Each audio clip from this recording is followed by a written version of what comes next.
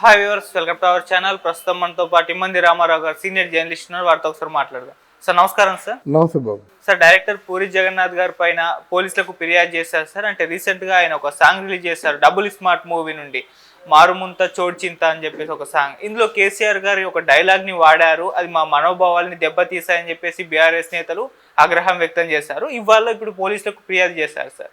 మరి ఏం జరిగే అవకాశం ఉంది? ఆ డైలాగ్ ఏమన్నా తీసే అవకాశం ఏమైనా ఉందా, లేకుంటే సినిమాని అడ్డుకునే ప్రయత్నం చేస్తాము అని కూడా చెప్పారు. మరి అటువంటి అవకాశం ఏమన్నా కనిపిస్తుంది అంటారా సార్?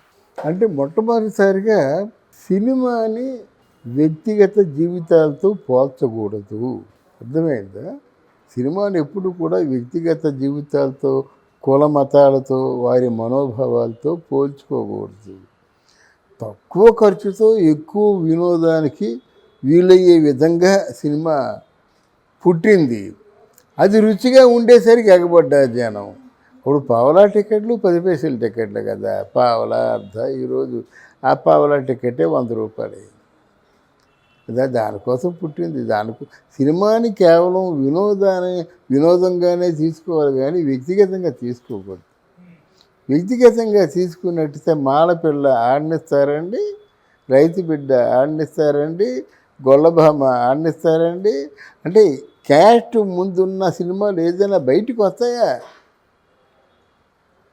తర్వాత మా విజయ్ చంద్ర తీశాడు ఆంధ్ర కేసరి అని.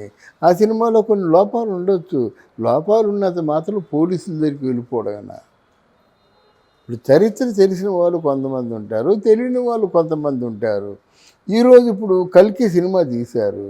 సినిమా చేస్తే మొత్తం కల్కి నిండా బూతులే అని ఎవరో పండితులు వచ్చి చెప్తున్నారు. అయిపోయింది. ఇందులో సినిమా ఈజ్ ఎ క్రియేషన్. ఒక క్రియేటర్ ఏం చేస్తారంటే దీనికి ముడి పెట్టినట్టయితే కథ బ్రిస్క్గా ఉండి చూసిన వాళ్ళు మళ్ళీ ఇంకోసారి చూస్తారు, వ్యూవర్షిప్ పెరుగుతుంది, మన కలెక్షన్స్ పెరుగుతున్నాయి అన్నంతవరకే డైరెక్టర్ బ్రెయిన్ ఉంటుంది. సినిమాలు తీసిన వాడిగా నేను చెప్తున్నాను. అంతకుమించి ఏది ఇది లోతు వెళ్ళిపోయి ఆరాటం. మనం ఏదైనా శ్రీభాష అపలాచారులమా? అయ్యో ఆయన చెప్పిందని పొరపాటు ఉందని ఆలోచించడానికి వాళ్ళలో పొరపాట్లు ఉండవు. మూల గురువులు మాకు బిఏ తెలుగు వచ్చారన్నమాట. ఆయన శ్రీభాష అపలాచారులు. మధు విద్య, అంటే మధురంగా ఉంటాయి వాక్యాలు అంటాం కదా. ఆ మధురంగా తీయగా తేనె వలకబోసినట్టు ఉండేటువంటి వ్యక్తి ఆయన. అంటే అలా మాట. ఆ సినిమా అలాగ ఉండాలి అంతే. సినిమా ఏంటంటే సినిమా ఇంకోలా ఉంటుంది. అది కన్నుల విందు, ఇది మనసుకు విందు. మనసు వేరు, కన్నులు వేరు. కళ్ళు చూస్తున్నప్పుడు మనం ఎప్పుడు చూడని ప్రాంతాన్ని చూస్తే అబ్బా అంటాం. కాశ్మీర్ చూసి ఒక్కసారి మైమరిచిపోతాం. ఎందుకు? చిన్నప్పుడు తిరుపతి కొండల మీదకి వెళ్ళేసరికి ఇది మరో వైకుంఠం అనుకుంటాం. అంతకుముందు చూడని ప్రాంతాలు. మనం లాజిక్గా ఆలోచించినా ఎంత ఎత్తున్నది ఇంకెవరుంటారు?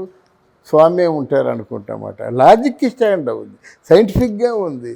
అది అంటే అది బిలీవబుల్గా ఉంది కాబట్టి మళ్ళీ వస్తామన్నమాట. ఇది చెప్పేది ఏమిటంటే సినిమాకి అంత పవర్ ఉంటుంది. దయచేసి సినిమాలా చూడండి. ఇప్పుడు ఈయనకి అంటే వీళ్ళ బాధ ఏమిటంటే ఓడిపోయి ఉన్నారు. ఆ ఓడిపోయే మనుషులకి ఏ మాట అన్నా ఒక గాయమైనట్టుగా ఉంటుంది వీళ్ళ సైడ్ నుంచి. మన కేసీఆర్ మంచి చమత్కారి, మంచి అంటే వాచాలత్వం ఉంది, బాగా మాట్లాడగలడు, వాడుకున్నాడు. సినిమాలో తప్పే ఉంది ఇందులో? నీ మీద వ్యక్తిగతంగా ఆయనకి స్వార్థం లేదు, కక్ష లేదు, కార్పణ్యం లేదు. కానీ ప్రజలు ఎంజాయ్ చేశారు. తప్పే ఉందండి ఇందులో. అంతకుముందు ఓని బండబడ అని రేళంగా అంటుండేవాడు. అది వైశ్యులకు సంబంధించిన డైలాగు. అలా చాలా ఉన్నాయన్నమాట. అంటే వాడుకలో ఉన్న పదాన్ని వాడుకుంటుండేవాళ్ళు. దీంట్లో తప్పు ఎందుకు ఉంటుంది? ఈయన వెళ్ళిపోయి మళ్ళీ పోలీస్ స్టేషన్లో కంప్లైంట్ ఏమిటి, ఆయన్ని అరెస్ట్ చేయమని చెప్పడం ఏంటి? పూరి జగన్నాథ్ తక్కువ వాడు కాదు, మంచి ఆలోచనాపరుడు. కొన్ని కారణాల చేత వెనకబడ్డాడు కానీ నాకు చాలా ఇష్టమైన డైరెక్టర్. అంటే అతిశయోక్తి కాదనుకుంటే నా దృష్టిలో ఆదుర్తి సుబ్బారావు డైరెక్టర్ అన్నమాట. ఓ దాసరి నారాయణ గారు డైరెక్టర్. అంటే ఎప్పుడు పొరపాటు చేయడు. కనుక ఇది కేసులు పెట్టడం, కేసులు మాట్లాడడం, సినిమా మేకర్నేమో తక్కువగా చూడడం నాకు వ్యక్తిగతంగా నచ్చదండి. అంటే సినిమా వాడే ఉన్నాడా, ఇంకెవరు లేరా?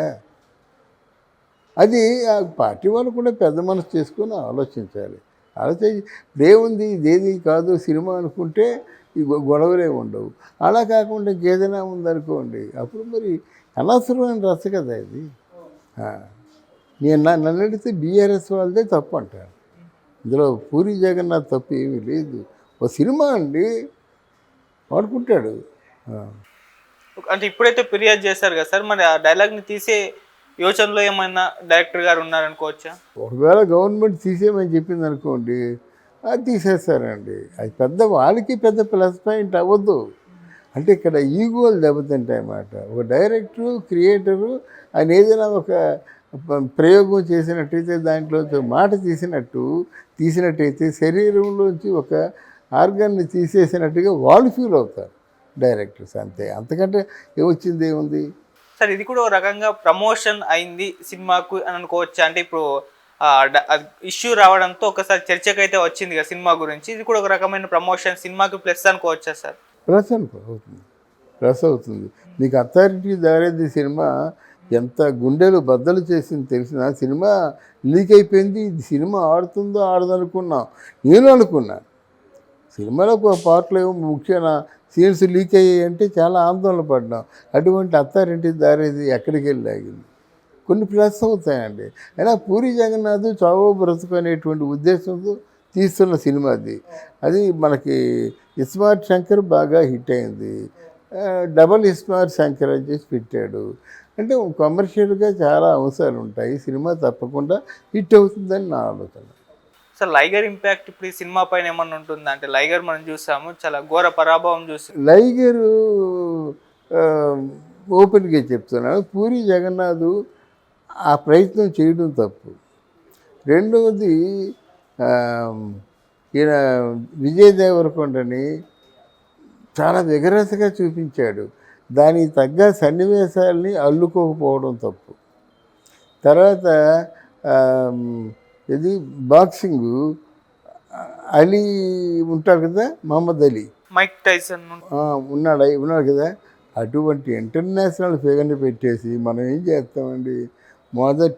అసలు అంటే బిగినింగ్ టు ఎండింగ్ ఆయన్ని చాలా ప్రధాన పాత్రగా, దాన్ని ప్రపంచంలో ఎవడూ చూపించని విధంగా Mike Tyson Muhammad Ali, Mike Tyson sir, అదే మైక్ టైసన్ ఆయన. అటువంటి వాళ్ళు, అది కరెక్ట్గా నాకు తెలీదు, క్షమించండి. అయితే వాళ్ళు అటువంటి వాళ్ళతో సెంటిమెంటల్ సీన్స్ చేయించారనుకోండి, చాలా బాగుంటుంది అన్నమాట. అంటే ఎవరు